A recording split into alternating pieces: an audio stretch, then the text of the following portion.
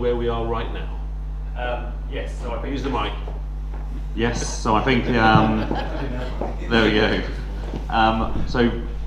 From memory, I think the business crime team came round and met with some of the businesses. I think the model is that it is free for the first 3 months, and the logic of that is to give people the opportunity to see how it works, to see the value that it adds to them. And then after that, from the conversation I had with the business crime team, it's a relatively low monthly cost. Now that isn't just about the cost, it's also about the buy-in from the businesses. So the business crime team said it only really works where you actually get the businesses seeing the benefit, and the contribution on a monthly basis is really them wanting to contribute, wanting to be able to make it work, rather than, I think they trialled it somewhere else, I can't remember exactly where. Pitsy, was it? Yeah, it worked really well. But they've also tried it where the cost hasn't been there and businesses haven't contributed, and that hasn't worked because people just don't participate in it. So it's valuable, but only if it's seen as valuable to the businesses, and part of that is the financial cost. So they thought the model only really works. But the fact is, it would make sense. It hasn't happened yet, so let's circle around and work out how we can make it happen.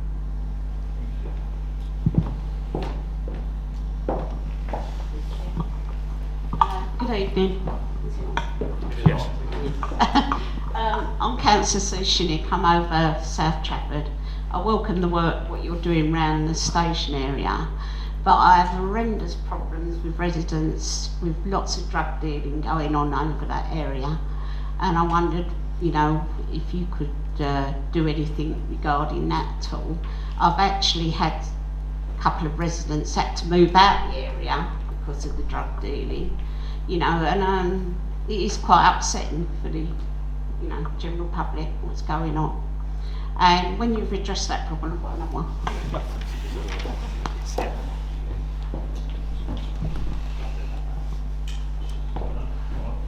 So council, is it Chafford and North Stifford? Chafford 100, which is from the station towards the Beacon Centre. So I know we've had, there's been a lot of concerns being raised around Chafford and North Stifford, for example. Is that the area that you're talking about, that sort of ward? It is over Stifford and also towards the station side as well. So I know Lakeside we've had, there's been an increase, for example, in robberies that we've had over the last 3 months, which we've got plans in place, and we've seen an increase in police presence there, and as a result we've actually seen a number of arrests around robberies. In regards to the concerns that you mentioned about drugs, again, this all comes back to the message I said earlier. It's about reporting it, and we're not getting the reports. Chafford, for example, Chafford and North Stifford ward, in the past 12 months, have seen 386 crimes, all crimes that is, reported. That makes up 1.9% of crimes reported within Thurrock district. It's when you compare that, for example, to West Thurrock and South Stifford, there's been they equate to 20% of all crime for the district. So for me, it's about that reporting. If we're aware of it, we can tackle it, and that's a key message that I want to send out tonight, and certainly that I've been trying to send out for the last 12 months that Mr. Councillor Collins will know from our conversations. If we don't know about it, we can't tackle it. And I would certainly take back what you said. If you can write to me with any specific examples that you've got, I can then look to see if that has been reported and then come back to you, and then we can work together to tackle that offending type. Can I just start a question on drugs?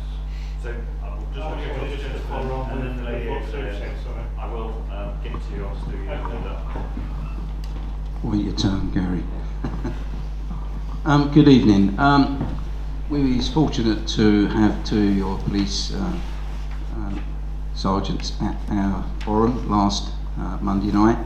I'm a bit concerned because, as you know, Roger, the council sponsors, I believe the number is 7 town police officers, and that's due for renewal, I believe, in April, and the budget obviously is going to have to be set in March. With the council situation, the financial situation in which it is in, and we know there's going to be cutbacks, do we know if their jobs are safe? Are we still going to have them 7 police working in Thurrock? And if their jobs may be cut, if council's going to cut the funds, do you take over the situation? Thanks very much. So, not an unfamiliar position to be in with local government finance. Happened in Basildon last year. And I think where we ended up there was that Basildon got some more community safety accredited officers, so the Chief Force was prepared to give some powers to some Basildon council employees, which helped mitigate, and we made sure that the Basildon local community and town centre policing team remained robust. So there has not been a reduction in policing in Basildon as a consequence of what you said. I wouldn't like Thurrock Council to take that as a gesture of ingratitude. We would be delighted if the funding were to continue. Thank you. Just to clarify, we were supplying funding for 4 community officers within the town centre team. That funding finished, I believe, in July. There was no change to policing numbers, although the responsibility for the payment was passed to PFCC.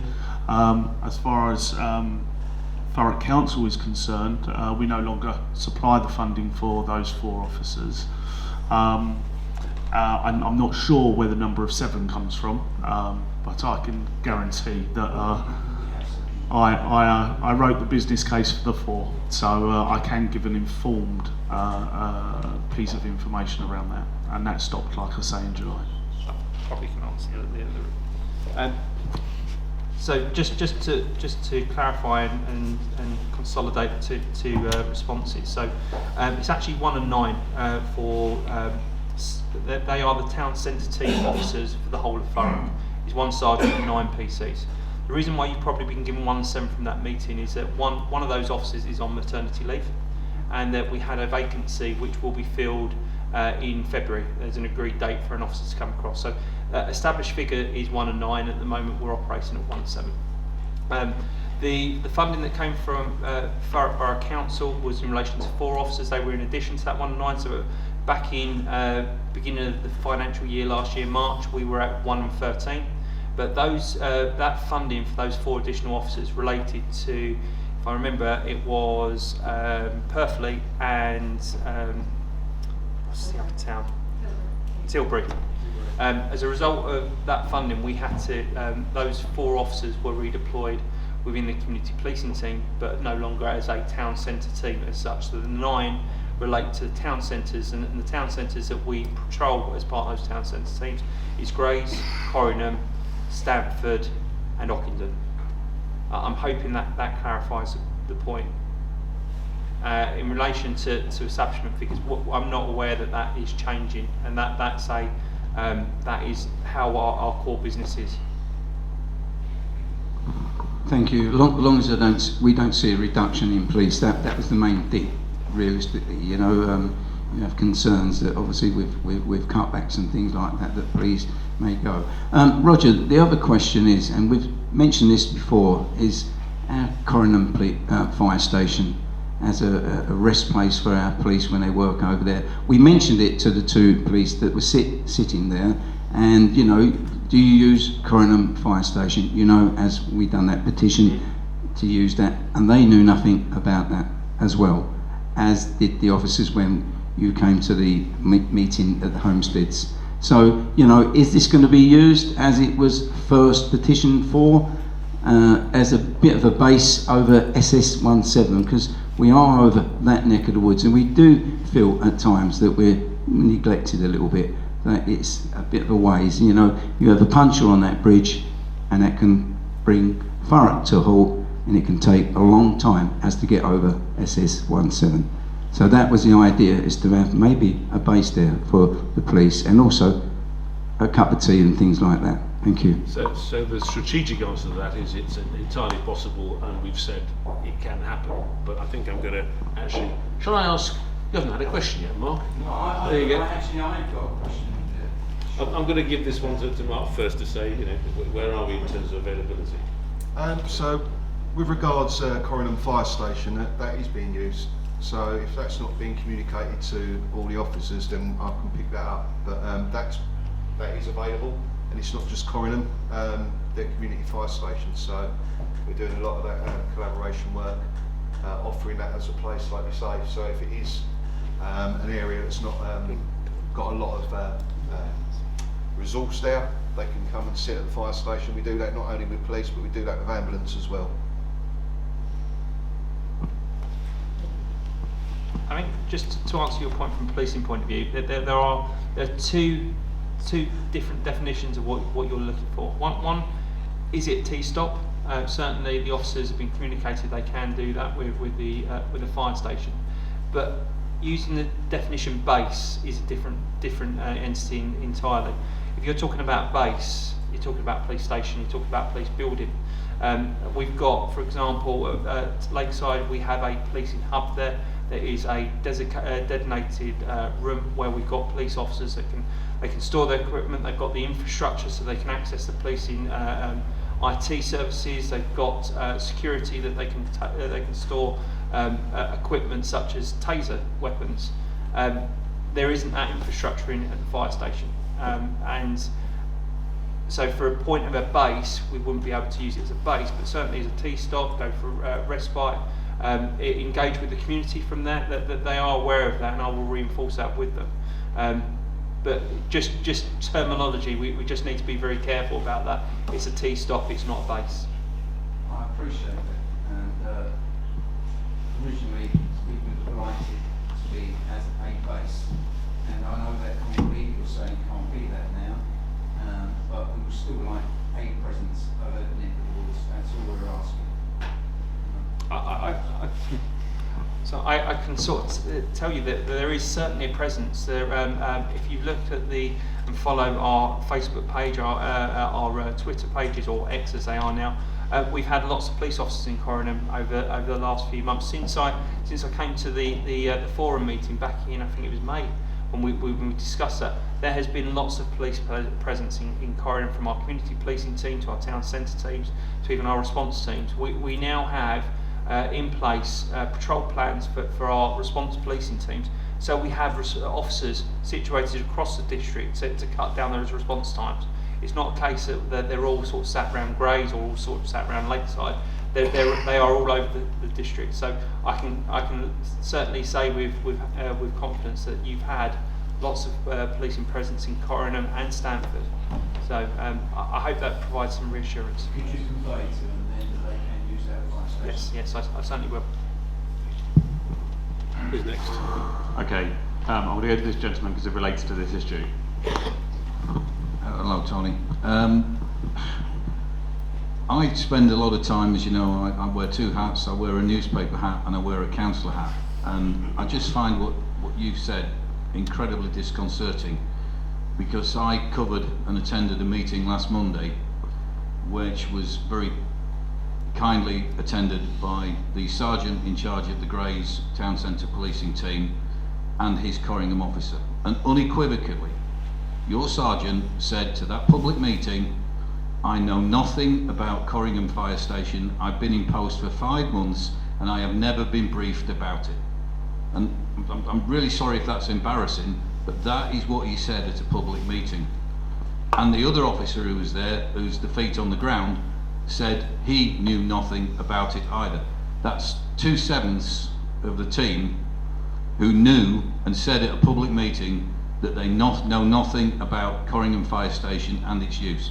Now, the merits of Corringham Fire Station as a rest and respite can be argued elsewhere, but as somebody who covers and tries to be as fair as possible in covering how the police manage this area, I just find that incredibly disconcerting that you and other colleagues can say that that fire station is used when the officers who use it unequivocally said, and there are people here who were at that meeting last week, and we have two completely differing versions, and that is worrying. The other thing that I just wanted to make a point about was again on presentation of statistics and figures, and I worry about how they're presented. And earlier on you spoke about Chafford and North Stifford as a ward and the figures that were presented. What Councillor Shinnick was referring to was South Chafford, which is a completely different ward and is the ward that includes Lakeside. And I do think, and if this is a mild criticism or a harsh criticism or however you wish to take it, you have to get your story better and be more factually accurate about what you're doing. I think the police do an incredible job under incredibly difficult circumstances, and I will always try and support them wearing both my hats. But I just find it incredibly disconcerting when we have a public meeting like this and facts are not being told. I think it's really disappointing. Neil, if you don't mind me, I'll challenge that. So South Stifford, so I gave the figures for Chafford and North Stifford.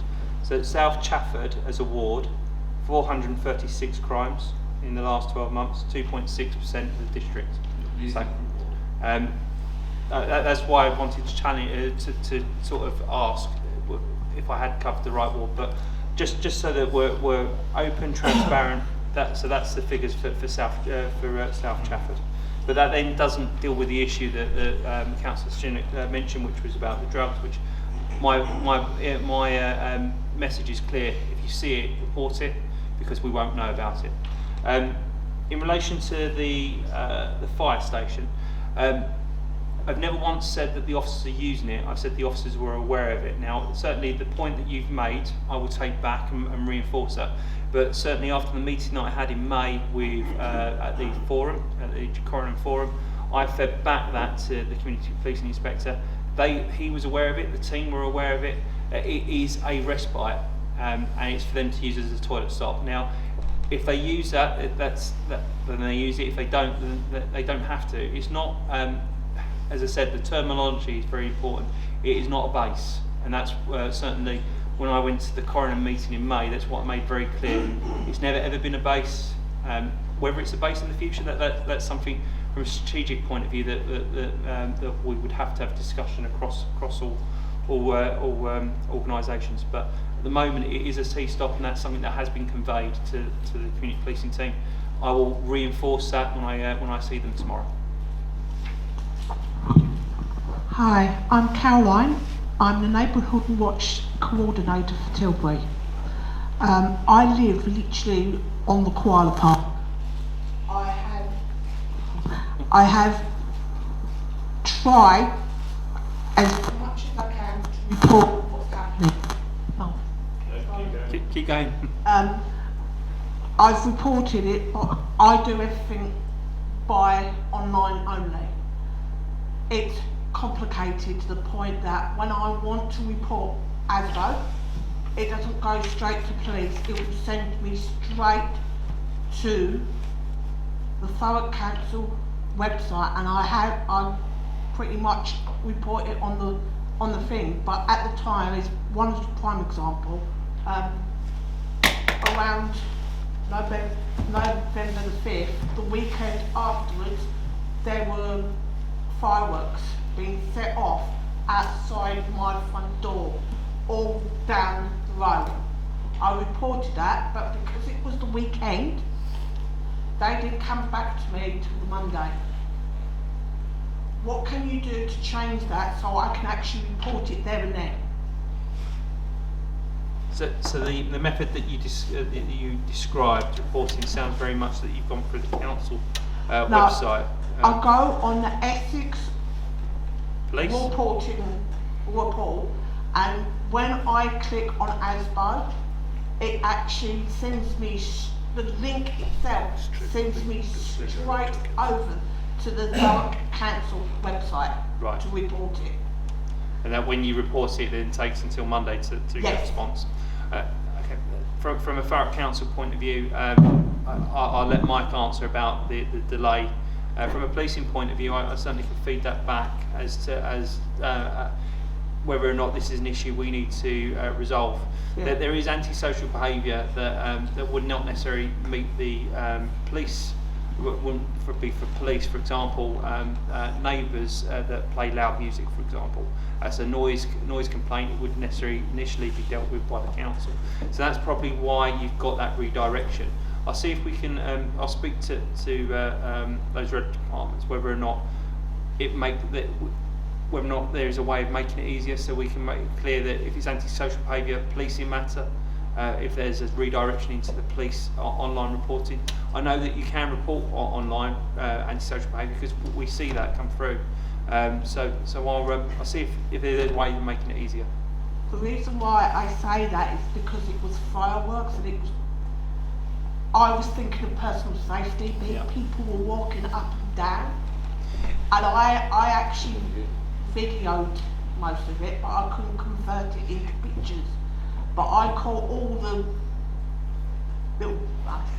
the people who were doing it because they were literally right outside my front door, and me and my daughter were upstairs and we was videoing the whole thing. But I couldn't. When the Thurrock council men came over, I said I needed to change that over the pictures, but I was unable to do that. What I would say, if it's an emergency, so if there are, as you mentioned, fireworks being thrown at people's lives at risk, then that should always be 999. So don't worry about online, straight away dial 999, and certainly that would then come through to the police. If it's something that's not an emergency, then ideally use the online portal. But if you can't get through online, 101 is there for that reason.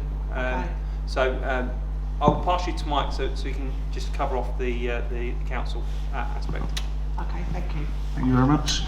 Yeah, just in relation to the referral, sending you to the council's portal of reporting, I just want to reiterate Chief Inspector Atkins' words there.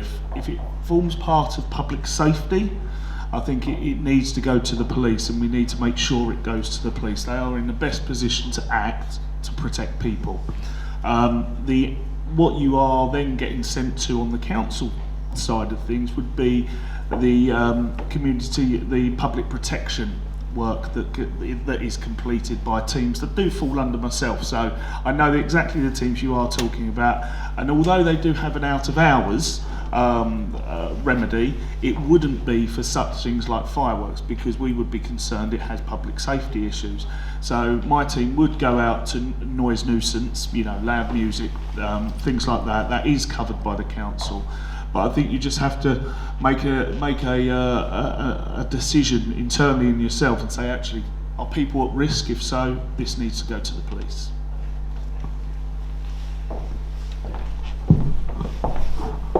Commissioner, you mentioned at the beginning, I might have missed this, I'm not sure, but you mentioned statistics regarding the increase in police officers in Essex.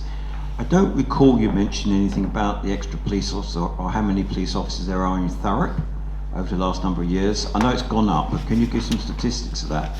And the other thing is, you also mentioned regarding social media or Facebook. I appreciate people may not read it, but one of the things you see on Facebook quite a lot when crime is being mentioned is, well, a lot of this, quote unquote, more or less, is being done by people coming from outside of the borough.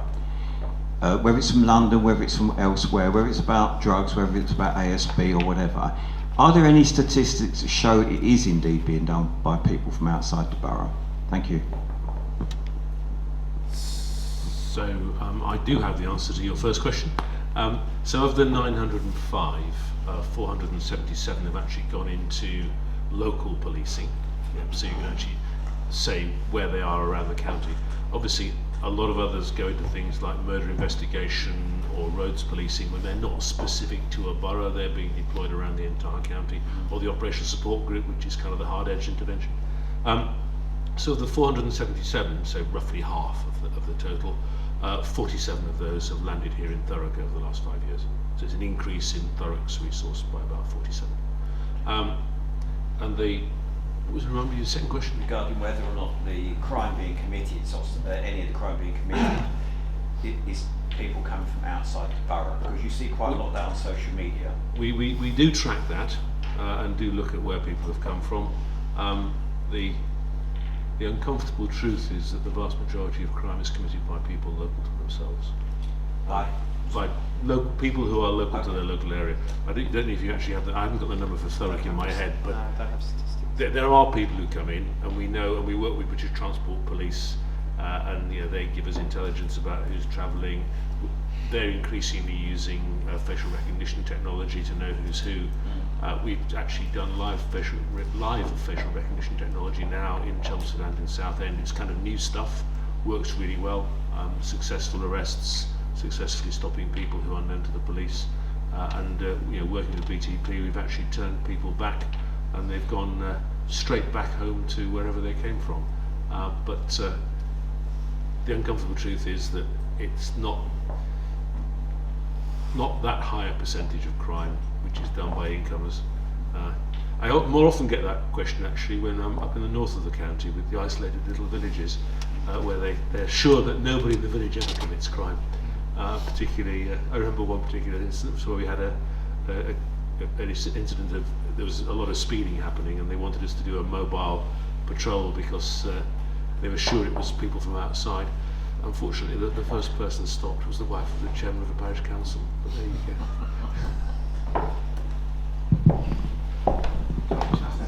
Yeah, whatever you want. If you wish, yes. I've got a lot of stuff in the I'll ignore that. My name is Naz. The reason why I'm here, there's a couple of things I want to talk about first.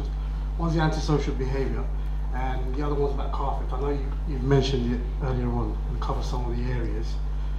First, is it okay if I talk a little bit about myself and why I'm here, because I feel really passionate about it.